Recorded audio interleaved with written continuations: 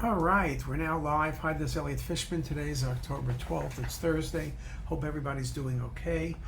I just, when Lily asked me what topic to pick, I thought about leadership just because in these, I won't go through these crazy times you're all reading about it in Israel and around. But at the end of the day, one of the things that hopefully will get us through those difficult times, and the thing that always gets us through difficult times, is leadership.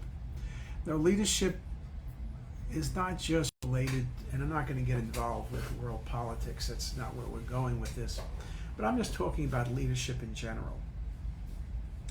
I'm talking about if you're running a company like NVIDIA or Microsoft or Apple or any company. If you're running a department of radiology or medicine, you're running a university, you're running a lemonade stand, you're running a nursing school, you're running anything, a babysitting program, schools, wherever you are, there are always challenges, decisions to be made, tough decisions at times, and you always read that when leadership is strong, people will follow, and when leadership is weak, people scatter. So the question is, what makes a good leader? Now, everybody thinks they're a good leader. Oh, I have leadership skills. There's a great quote about if you're out and you're walking and you think you're leading the pack, and you turn around and nobody's following, then you're just taking a walk. I think most leaders are simply taking walks, okay? They're not leadership. Just because you're in charge, whether it's in first grade, college, grad school, med school, you name it. Just because you're in charge, it doesn't mean you're a leader. You see CEOs get fired or leave their jobs all the time because they're not doing their job. And yes, you would say, hey, you're the CEO, you're the leader, and surely that gives you the chance to be a strong leader. On the other hand, it's the implementation that really matters. Steve Jobs made the point, innovation distinguishes between a leader and a follower. People going far back as Ralph Waldo Emerson, do not follow where the path may lead, go instead where there is no path and leave a trail. People want innovation. When you look at Jensen Huang, head of NVIDIA, he always is among the number 1 to 3 top leaders in the world, regardless of the industry, regardless of the chips or whatever else it is, because he leads, he creates the vision, and people follow. The essence of leadership is that you have a vision. You can't blow an uncertain trumpet, is a famous quote from Theodore Hesper. Leadership means you need to think about all of the challenges. It's not always going to be a great day. You're not always going to be right. You're not always going to have the best product. And sometimes it's really the difficulty, the challenging times, that really brings out the leadership. You think about Winston Churchill. Winston Churchill was a great leader in the good and the bad, but his claim to fame was in the darkest days of England, when, or FDR, the only thing we have to fear is fear itself. Martin Luther King said a genuine leader is not a searcher for consensus, but a molder of consensus, okay? Leaders grasp nettles. You need to be really thinking about how you do things. A great person attracts great people and knows how to hold them together. One of the things about leaders is they have a lot of good people working for them. That's not an accident. If you're a bad leader, nobody wants to work for you. And the people who do work for you are just hoping you're going to leave. If you're a great leader, people want to stay with you. Steve Jobs had tremendous loyalty. Bill Gates had tremendous loyalty when he was at his prime. The head of NVIDIA, the head of Microsoft. All of these people have tremendous talent beneath them. They have many talented people who've made a lot of money. And they don't need to work, but they're working as hard as ever because it's that motivation. Andrew Carnegie, no man will make a great leader who wants to do it all himself or to get all the credit for doing it. Leadership is showing by example, and it's really helping everyone do their best. It's also, the truth. In good times, Warren Buffett said, everyone looks like a genius. It's only when the tide goes out that you see who's not wearing a bathing suit. Cyrus said, anyone can hold the helm while the sea is calm. And that indeed is very true. When you look at leaders, they're the one who says, it's my fault. I made a mistake. We're going to fix this. It's not pointing fingers at everybody else, that everyone else made mistakes and not them.